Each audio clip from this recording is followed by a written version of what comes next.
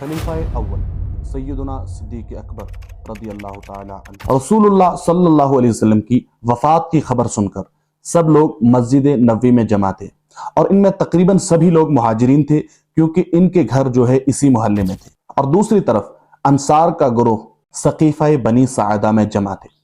इस तरफ मस्जिद नबवी में हुजूर अलैहिस्सलातु वस्सलाम की वफ़ात का गम का हाल ये था कि हज़रत उमर रदी अल्लाह ताला उन्होंने हाथ में तलवार ली हुई थी और कह रहे थे जो कोई भी कहेगा कि रसूलुल्लाह सल्लल्लाहु अलैहि वसल्लम इंतकाल कर चुके हैं उसका सर मैं अपनी तलवार से कलम कर दूंगा। मस्जिद नबवी में उस वक्त खिलाफत और इमारत के बारे में कोई गुफ्तगू नहीं हो रही थी, लेकिन दूसरी तरफ सकीफ़ा बनी सादा में हाल जो है इसके बरअक्स था। वहां पर लोग खिलाफत के बारे में ज्यादा सोचते थे क्योंकि रसूलुल्लाह सल्लल्लाहु अलैहि वसल्लम की वफात के बाद जैसे रसूलुल्लाह सल्लल्लाहु अलैहि वसल्लम ने सबको एकजुट किया, जैसे रसूलुल्लाह सल्लल्लाहु अलैहि वसल्लम ने लोगों के दरमियान भाईचारा कायम किया हुआ था और इस्लामी कानून और आईन को सामने रखकर अंसार ये सोचते थे कि रसूलुल्लाह के बाद फौरन उनका खलीफा मुकर्रर किया जाए। और वो सकीफ़ा बनी सादा एक इजलास गाह थी। सकीफ़ा बनी सादा में अंसार सहाबा चाहते थे कि साद बिन उबादा को रसूलुल्लाह सल्लल्लाहु अलैहि वसल्लम का खलीफा और नाइब मुकर्रर किया जाए। और उसी मजमे में एक अंसारी सहाबी ने एतराज करते हुए कहा कि मुहाजिरीन कभी भी अंसार की खिलाफत को तस्लीम नहीं करेंगे। और दूसरे एक शख्स खड़े हुए और वो कहने लगे अगर मुहाजिरीन अंसार की खिलाफत को तस्लीम नहीं करेंगे तो हम उन्हें बजरिया शमशीर मदीने से निकाल देंगे। और ये सूरत हाल काफी ज्यादा नासाजगार बन गई थी। इस सूरत हाल को देखते हुए हजरत मुगैरा बिन शुअबा मस्जिद नबी की तरफ गए और उस वक्त मस्जिद नबी में अबू बकर सिद्दीक अपनी तकरीर का इख्तिताम करके तजहीज व तकफीन की तैयारी में मसरूफ थे।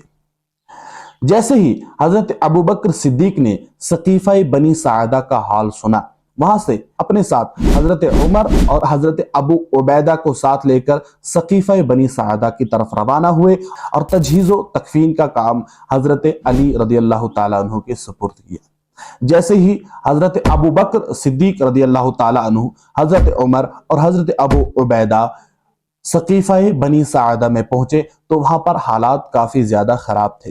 करीब था कि लोग आपस में जंग करने के लिए तैयार हो जाएं। हजरत बशीर बिन नौमान ने कहा रसूलुल्लाह सल्लल्लाहु अलैहि वसल्लम कुरैश में से थे, लिहाजा खिलाफत और इमारत का हक भी कुरैश के पास ही है। हम अपनी दुनियावी मादी खिदमात को अपनी उखरवी मादी खिदमात पर गालिब नहीं होने देंगे। ये सुनते ही तमाम लोग खामोश हो गए। हजरत अबू बकर सिद्दीक रदी अल्लाह ताला अन्हु लोगों से मुखातिब होकर कहते हैं कि हमारे दरमियान उमर रदी अल्लाह ताला अन्हु और अबू उबैदा मौजूद हैं, आप इन दोनों में से किसी एक को चाहें तो खलीफा बना ले।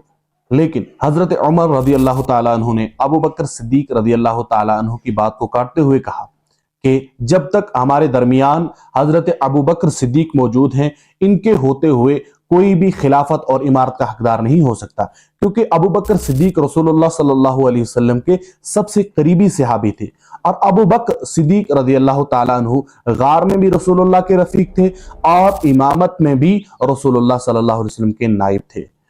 और नमाज जैसे अजीम फराइज में जब वो रसूलुल्लाह सल्लल्लाहु अलैहि वसल्लम के नाइब हो सकते हैं तो खिलाफत में भी वो रसूलुल्लाह सल्लल्लाहु अलैहि वसल्लम के नाइब हो सकते हैं। लिहाजा सबसे पहले हजरत उमर ने हजरत अबू बकर सिद्दीक रदी अल्लाह ताला अन्हु के दस्ते मुबारक पर बैअत की, इसके बाद अबू उबैदा ने और इसके बाद तमाम अंसार सहाबा ने। और जैसे ही ये खबर बाहर निकली तो सब लोग टूट पड़े और हजरत अबू बकर सिद्दीक रदी अल्लाह ताला अन्हु के दस्ते मुबारक पर बैअत की। और इस तरह हजरत अबू बकर सिद्दीक रदी अल्लाह ताला अन्हु हुजूर अलैहिस्सलातु वस्सलाम के पहले नाइब और उम्मत के पहले खलीफा बने। रही बात हजरत अली ने महज इसलिए 40 रोज तक अबू बकर सिद्दीक रदी अल्लाह ताला अन्हु की बैअत नहीं की क्योंकि उन्हें सकीफ़ा बनी सादा के मशवरे में शामिल नहीं किया गया था। लेकिन अबू बकर सिद्दीक ने फरमाया कि उस वक्त अव्वलन तो आप रसूलुल्लाह सल्लल्लाहु अलैहि वसल्लम की तजहीज़ व तकफीन में मसरूफ थे, दूसरी बात मैंने लोगों को खुद को खलीफा तस्लीम करने के लिए नहीं बोला, तीसरी बात ये कि उस वक्त हालात काफी ज्यादा खतरनाक थे, अगर फौरन उस वक्त ये फैसला ना लिया जाता तो انصار اور مہاجرین کے درمیان جنگ کی صورتحال بناتے، اور اس کے بعد حضرت علی رضی اللہ تعالیٰ عنہ نے بھی حضرت ابو بکر کی بیعت کی، اور اس طرح حضرت ابو بکر اسلام کے پہلے خلیفہ بنے۔ امید کرتا ہوں کہ آپ سب کو آج کی یہ پہلی ویڈیو پسند آئی ہوگی۔ ہمارے یوٹیوب چینل کو سبسکرائب کریں، انتظار کریں خلافت ابو بکر کے دوسرے ایپیسوڈ کا۔ السلام علیکم۔